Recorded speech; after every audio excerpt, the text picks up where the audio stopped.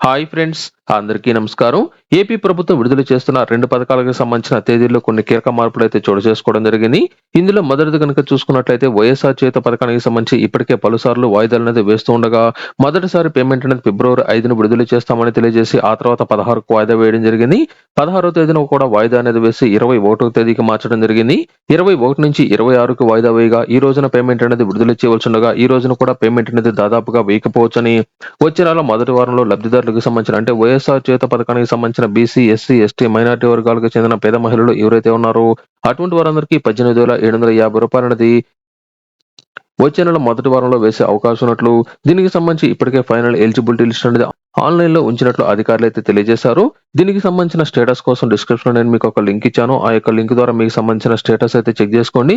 దీనికి సంబంధించి అంటే వైఎస్ఆర్ చేయూత పథకానికి సంబంధించిన పేమెంట్ అనేది వచ్చే నెల మొదటి వారంలో వచ్చేదానికి అవకాశం ఉన్నట్లు సమాచారం రావడం జరిగింది. ఇకపోతే విద్యార్థులకు సంబంధించిన పథకం కనుక చూసుకున్నట్లయితే జగనన్న విద్యా దీవెన పథకానికి సంబంధించిన పేమెంట్ ను ఈ నెల 29వ తేదీన కృష్ణా జిల్లా పామరులో విడుదల చేసే అవకాశం ఉన్నట్లు దీనికి సంబంధించిన తేదీ అయితే ఖరారు చేయడం జరిగింది.